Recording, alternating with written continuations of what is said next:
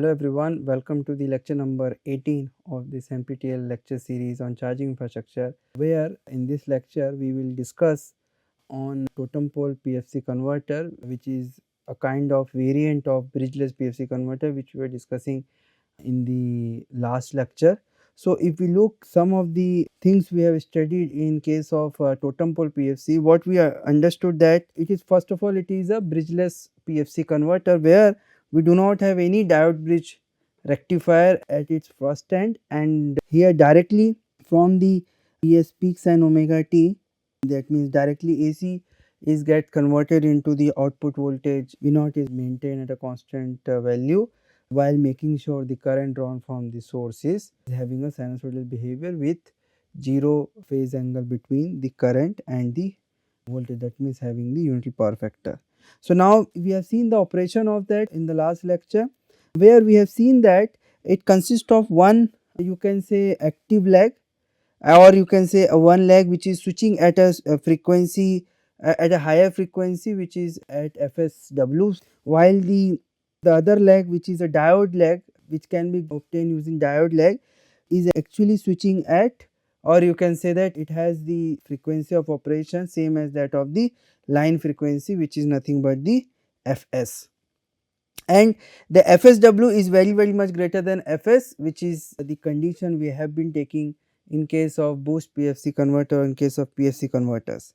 Now if we talk about the operation of that in positive half cycle, let us say in one of the switching cycle during DTS period, my S2 is on, that is when we were applying the voltage across inductor nothing but equal to the input voltage or input AC voltage.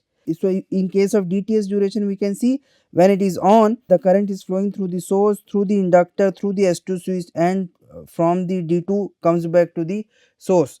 While in case of 1 minus DTS period, the S2 is off and S1 is on, that is when the voltage across inductor is nothing but Vs, or the voltage which is applied from the input, Vs minus V naught.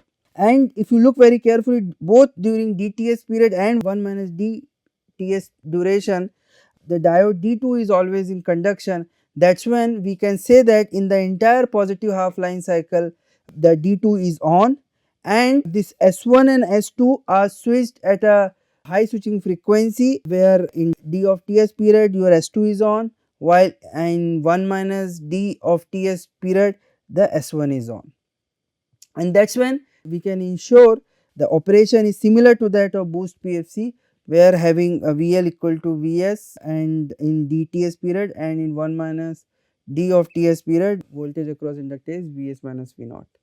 Similarly, in the negative half cycle during D of TS period, you are turning on S1 switch, that is when your D1 gets forward bias, and that is when again the voltage across inductor is nothing but the input Vs, which is applied from here, and when the S1 is off, you will turn on the S2 in 1 minus D of TS period, your S2 is on, and the current direction will be such that the current going through the D1 to the V naught and then coming back to the through the inductor coming back to the source. Again here it is the same voltage which is being, it is your voltage Vs minus V naught which is applying across the inductor L, and that is when we do the volt second balance in the entire half line cycle, we will get the value nothing but D of Ta is nothing but 1 minus modulus of Vs peak sine omega t by V naught.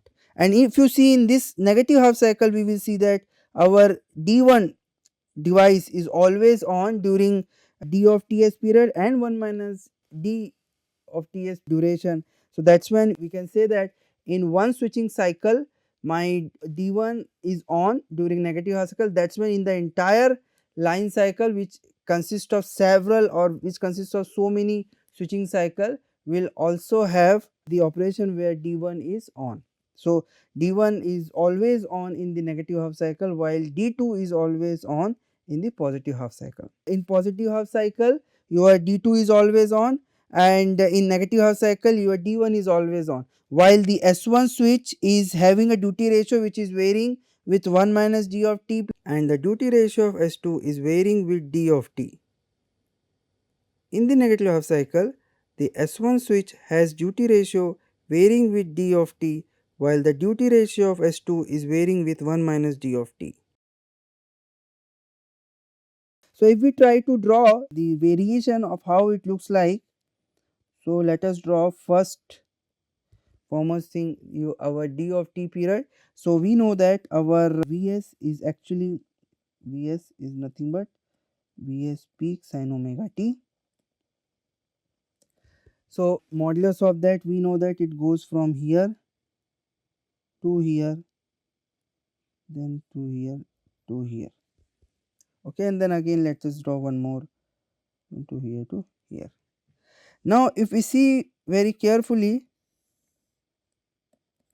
this is nothing but my modulus of Vs, and this will have, let us say,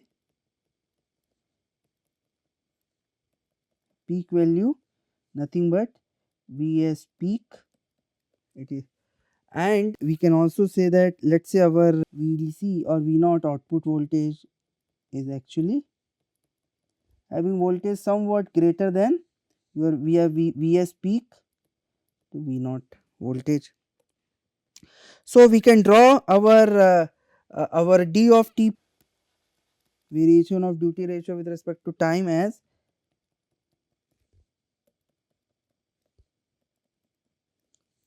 so it will start from 1 when our Vs is 0, and again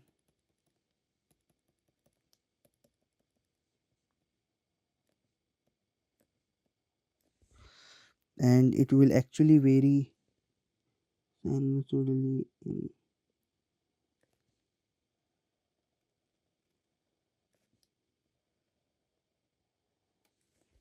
where this small value is nothing but 1 minus Vs peak by V naught.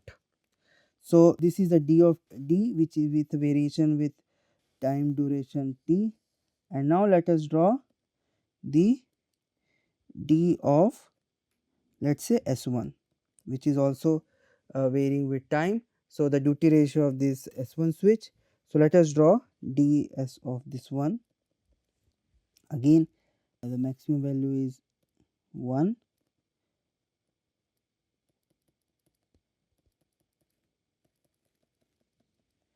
Now if you look very carefully, ds1 is nothing but 1 minus d. So d is varying like this, so we can do 1 minus d, that means it will start from 0 and it goes to the peak value and comes to 0 again. If our Vs is nothing but, this is positive half cycle, this is negative half cycle, this is again positive half cycle, because here we have taken modulus, so we have drawn in the positive, I mean everything in the in one side only. So now if we see the negative half cycle, in negative half cycle is my ds of 1 is nothing but equal to variation same as d. So we will now draw the d variation, d s1 variation same as that of d, it goes like this here, and then again the story will repeat itself, it goes to 0 to 0. Here again it is at 1 and it comes to 0 and then again goes to from here to here, while this small value is nothing but 1 minus modulus Vs peak by V naught. Similarly, if we try to draw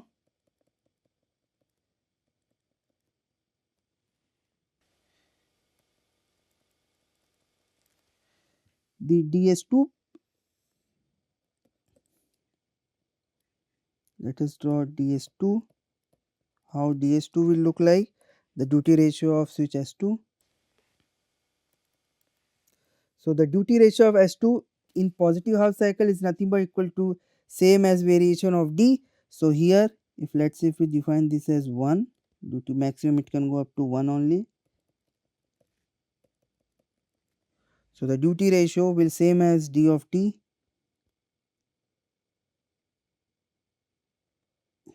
goes here like this, and maybe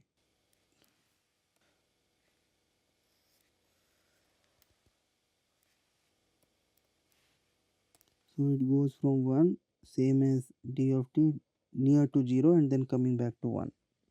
And if we see the negative half cycle, my S2 is nothing but 1 minus d, so d is varying like this, so it is 1 minus d, so here it is 1, so it goes to 0 here, and then what we will see is that we have not exactly touching 1 but coming back to 0, and then again it follows the same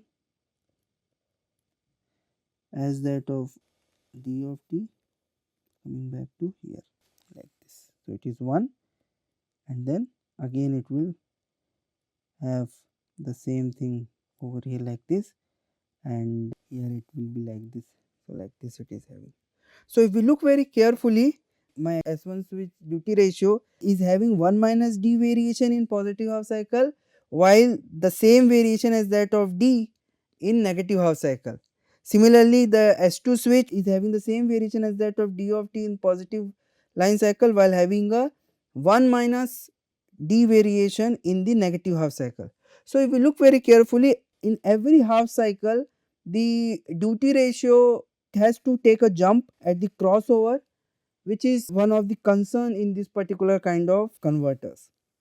However, if we make sure that from the modulator block, if we make sure that somehow we vary this particular thing in this manner, we can make sure that the voltage at the output is kept constant, and the current can also be maintained having the unity power factor drawn from the source.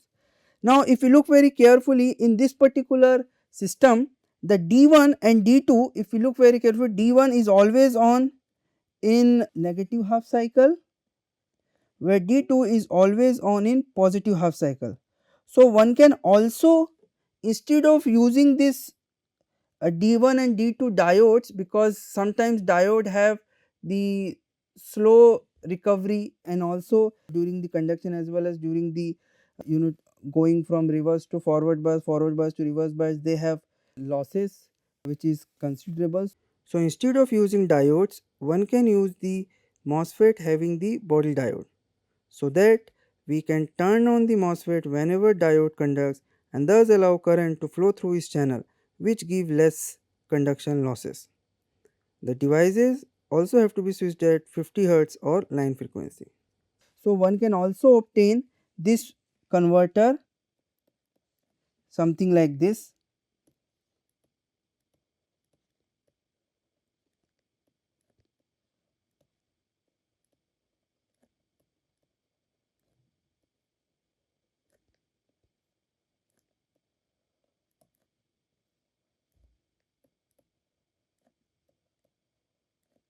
So this is S1, S2, and instead of D1 and D2 we can have S3 and S4, and here L Vs is nothing but Vs peak sin omega t, and output with capacitance and resistance RL having voltage V0, and this one is actually going through here and connected over here. So this leg is fast switching leg, having a switching frequency nothing but FSW, while this leg is slow switching leg having a switching frequency Fs, and we can say that FSW is greater than Fs, and where Fs is nothing but line frequency. Or if let's say if it is a 50 Hertz AC input, so or 50 Hertz, if it is 60 Hertz AC input, then it is all 60 Hertz. And while the FSW is generally is in 10k range, 20k or 20 kilohertz, 30 kilohertz, 40 kilohertz range. As we discussed, one can use MOSFET with body diode and then can apply required gate to source voltage to turn on the MOSFET and thus allow current to flow through the channel of the MOSFET, which gives lesser conduction losses. Further, S3 and S4 switches are switching with line frequency, so switching losses is also very minimal. Now if you look very carefully this particular circuit, what you see is that in this particular circuit you are always at any given instance of time you are just having two devices in conduction. So advantage is only two devices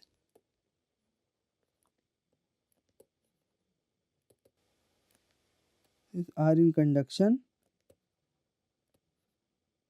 at any given instance of time.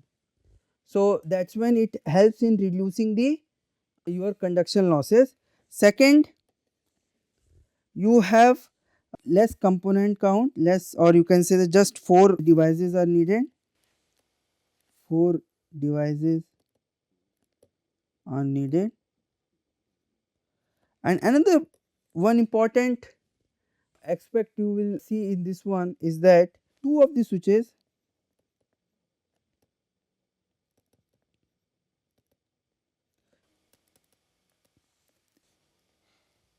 is having a switching frequency, is having a low switching frequency, same as that of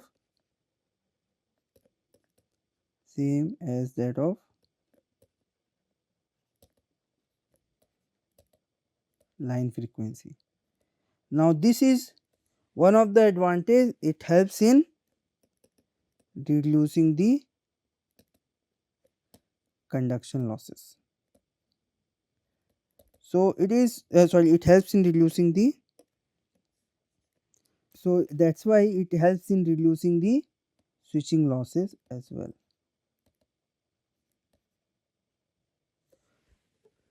So you have switching losses in S1 and S2 switches which are switching at high switching frequency, while switching loss in S3 and S4 are minimal or nearly zero.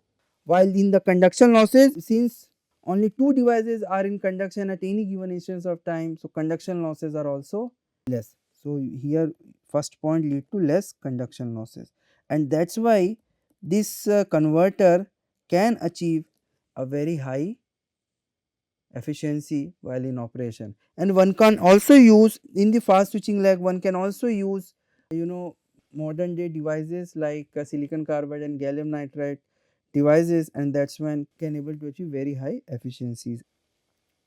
Now this is the advantage of this particular totem pole PFC, and that is the reason why it is been commonly used. And also let us see how we can size the this inductor capacitor switches. Now if we talk about inductor and capacitor, it is having the value same as that of boost PFC case, because because the operation of this is similar to that of boost PFC case. So the consideration and approximations while deriving L and C values for boost PFC case will hold true, and thus L and C values in totem pole PFC will be the same as what we obtained during boost PFC case. However, these devices, if you look, these devices all S1, S2, S3, S4 or D1, D2, they need to be sized for voltage rating decided by the output voltage V naught. So we can say that for S1,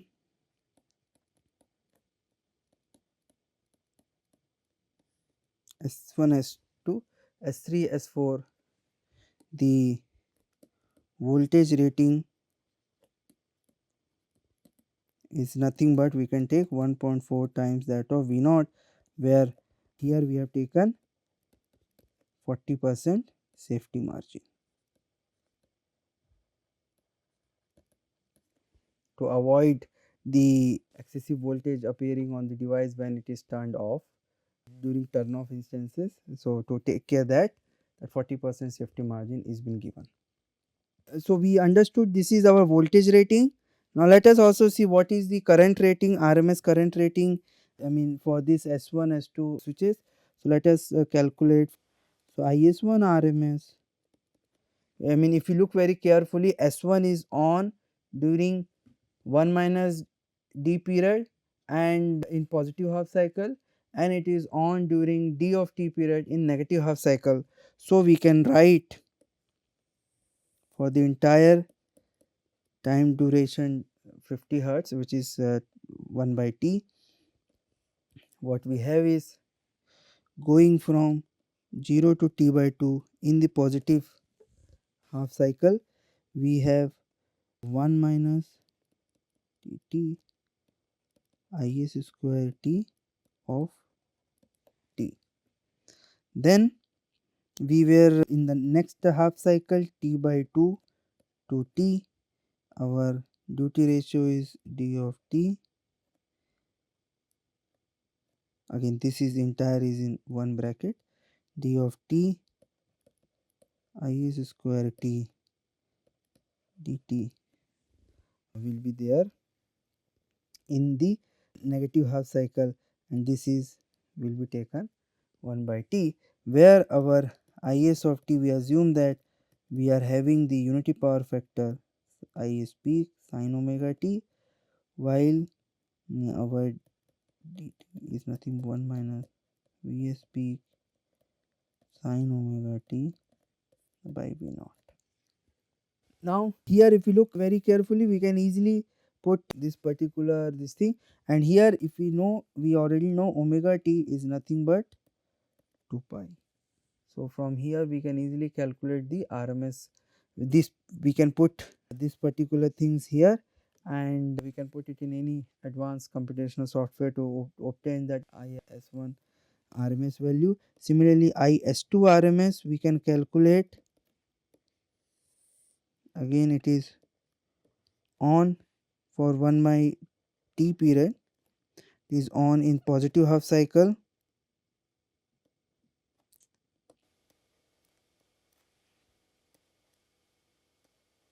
in positive half cycle it was S2 was on for D of T period, square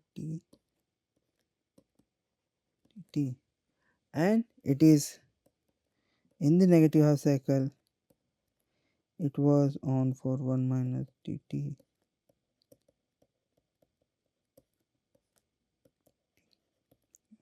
and it is within the bracket. So if you solve this thing, you can easily get what is the RMS current going through the S2 switch, what is the RMS current going through the S1 switch. Voltage we have already defined, that's when you can select a appropriate S1 and S2 switch for your application. Now let us see what will be the RMS current through the S3 and S4 switch. So if I try to write IS3 RMS, which is nothing but 1 by for the entire line cycle. If we talk S3, if we just talk about S3 switch, this S3 switch is on for in negative half cycle, so it is only from T by 2 to T period Is square times dt. Only this much will be the RMS, which was not the case over here, where we have in the both the cycles where S1 and S2 were there, in both the cycles different duty ratios were there. Here there is no duty ratio, because no duty ratio term, because this S3 switch is on for the entire negative half cycle. That's when we were just taking the duty equal to 1, while if we take IS4 RMS is nothing but 1 by T going from 0 to T by 2 Is square of T dt, and if we assume that Is T is nothing but Is peak sin omega t, then we will get this one nothing but Is peak by 2.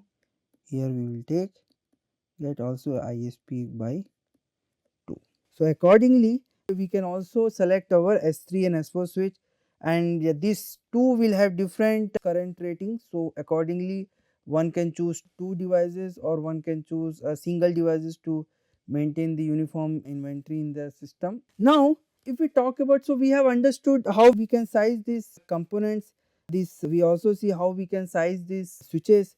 Now another important thing which we have to do is the how we can do the closed loop control, where we ensure that output voltages are maintained at a constant output voltage V naught, and along with that the unity power factor current can be drawn from the source. So in this we will follow the same principle what we have followed in case of boost PFC case, and we can again design our closed loop control for obtaining those control objectives. So thank you. We will meet in the next lecture and we will discuss that. Thank you.